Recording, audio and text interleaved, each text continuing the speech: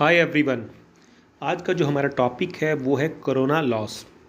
AC और DC conductor में corona loss किस तरह से रहने वाला है, आज हम इसको समझेंगे। आज का टॉपिक स्टार्ट करते हैं। तो सबसे पहले कुछ की पॉइंट्स मैं आपको बता देता हूँ कि कोरोना लॉस जो है वो एसी में बहुत ज़्यादा रहता है, डीसी के मुकाबले नियरली 3 टाइम्स रहता है। और डीसी में भी अगर आप बात करें तो पॉजिटिव कंडक्टर में कोरोना लॉस ज़्यादा होता है कंपेयर टू नेगेटिव कंडक्टर। इसी वजह से जब हम मोनोपोलर ट्रांसमिशन करते हैं तो जो हम ट्रांसमिशन लाइन है उसमें हम नेगेटिव कंडक्टर यूज़ करते हैं। जो रिटर्न पाथ है वो हम पॉजिटिव रिटर्न पाथ जो है वो ग्राउंड के थ्रू करवाते हैं। तो मोनोपोलर, बाइपोलर और होमोपोलर ट्रांसमिशन का वीडियो भी आपको लिंक में मिल जाएगा। अब जानते हैं हम कि इसके पीछे रीज़न क्या है। हमने कहा कि DC is better than AC, क्योंकि डीसी में कोरोना लॉस कम होने वाला है। और कारण क्या है?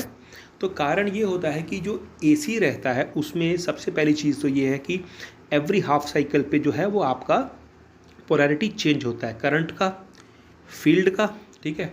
और जो फील्ड है वो उसका वैल्यू भी कम ज़्यादा हो रहा है।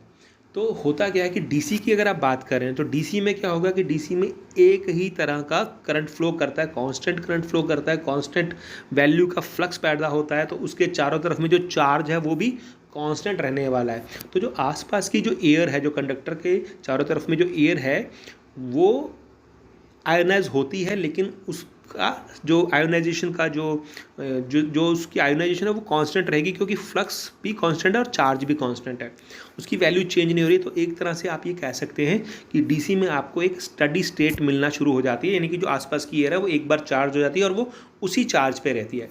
वेयर एज एसी में क्या होता है कि साइकिल, एवरी हाफ साइकिल पे आपकी वैल्यू चेंज हो रही है, किसकी? फील्ड की डायरेक्शन चेंज हो रही है, वैल्यू तो हर सेकंड चेंज हो रही है। तो उसकी वजह से फ्रेश आयोनाइजेशन, जैसे ही एक चार्ज की वैल्यू एक पर्टिकुलर लेवल पे पहुंचेगी तो वो एनर्जी जो है वो आयोनाइज कराने के लिए, यानी कि जो आपके बैलेंस में इलेक्ट्रॉन्स हैं उनको कंडक्शन में ले जाने के लिए इनफ है। तो आप ऐसा समझ सकते हैं कि एवरी हाफ साइकिल पे फ्रेश आयोनाइजेशन जो है वो होती है, पॉजिटिव हाफ साइकिल पे भी और नेगेटिव हाफ साइकिल पे भी। और उसकी वजह से आप ऐसा कह सकते हैं कि जो स्टडी स्टेट जो क्लाउड बना है उसके कंडक्टर के चारों तरफ, उसका एक स्टडी स्टेट आपको कभी मिल ही नहीं पाएगा एसी के केस में, करेक्ट। तो उसकी वजह से आयोनाइजेशन होता रहता है एसी में हमेशा, करेक्ट। अब डीसी में मैंने आपको बताया कि डीसी में क्या क्या लिख रहे हैं हम कि in DC a steady state charge layer builds near the conductor and partially shields the applied field reducing the ionization. Basically होता क्या है कि चारों तरफ में जो शील्ड बन रही है वो क्या करेगी, वो फर्दर आयोनाइजेशन को नहीं होने देती है, वो हम आगे समझेंगे, करेक्ट। दूसरा रीज़न क्या रहता है कि डीसी में जो वैल्यू रहती है वो कांस्टेंट रहती है, वेयर एज एसी में जो रहता है वो पीक जो होता है वो आरएमएस वैल्यू का √2 टाइम्स ज़्यादा होता है। तो पीक ज़्यादा रहेगा तो ज़्यादा आयोनाइजेशन होगा, किसके केस में? एसी के केस में, करेक्ट। नेक्स्ट जो पॉइंट है जो हमने डिस्कस करना है वो ये है कि अगर आप डीसी ट्रांसमिशन की भी बात करें तो डीसी ट्रांसमिशन में भी जो नेगेटिव कंडक्टर है उसमें कम कोरोना लॉस होता है कंपेयर टू पॉजिटिव कंडक्टर। यानी कि अगर आप ट्रांसमिशन लाइन का जो लाइन है मोनोपोलर, अगर आप ट्रांसमिशन देख रहे हैं तो मोनोपोलर में हम नेगेटिव कंडक्टर यूज़ करते हैं हमेशा, यानी कि कंडक्टर के थ्रू हम नेगेटिव सर्किट को कंप्लीट करवाते हैं और जो रिटर्न पाथ है पॉजिटिव का वो हम ग्राउंड से करवाते हैं। तो वो क्या कारण है कि हम नेगेटिव कंडक्टर को यूज़ करते हैं, क्योंकि नेगेटिव कंडक्टर में कम कोरोना लॉस हमें मिलता है। देखो होता क्या है कि जब आप किसी भी कंडक्टर से नेगेटिव करंट पैदा कर रहे हैं तो वो नेगेटिव करंट जो है और जो आसपास में जो एयर है, ठीक है, जो आयनाइज हुई है उसमें भी फ्री इलेक्ट्रॉन्स घूम रहे हैं। उन फ्री इलेक्ट्रॉन्स को ये जो कंडक्टर का नेगेटिव करंट है, नेगेटिव चार्ज कंडक्टर का जो करंट है वो उनको रिपेल करता है। तो उसकी वजह से क्या हो रहा है कि जो कंडक्टर के चारों तरफ में आयोनाइजेशन की वजह से जो इलेक्ट्रॉन लिबरेट हुए हैं उनका जो कंसंट्रेशन है उस रिपल्शन की वजह से कम हो जाता है। तो उसकी वजह से वहाँ पे आयोनाइजेशन एक तरह से आप कह सकते हैं कि वो रिड्यूस हो जाता है नेगेटिव कंडक्टर में।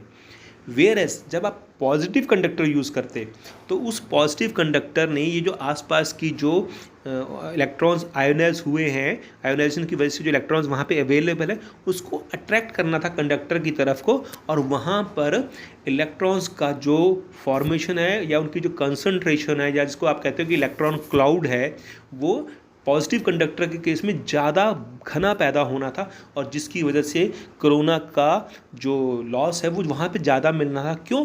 क्योंकि वर्चुअली जो है कंसंट्रेशन ज़्यादा होने की वजह से वहाँ पे वर्चुअली कंडक्टर का साइज़ बढ़ जाएगा। वेयर एज नेगेटिव में वहाँ पे चार्ज का आप ऐसा कह सकते हैं कि वो आयोनाइजेशन को एक तरह से वहाँ पे वीक कर रहा है नेगेटिव कंडक्टर, और पॉजिटिव कंडक्टर आयोनाइजेशन को इंक्रीज करवा रहा है जिसकी वजह से कोरोना लॉस बढ़ता है। तो ये लॉजिक आपको पता होना चाहिए और इंटरव्यू में बहुत बार पूछते हैं। अगले वीडियो में मिलते हैं मोनोपोलर, बाईपोलर और होमोपोलर ट्रांसमिशन का कॉन्फ़िगरेशन और उसमें क्या फ़ायदे और नुकसान है उसके बारे में। तब तक के लिए कीप लर्निंग, कीप ग्रोइंग।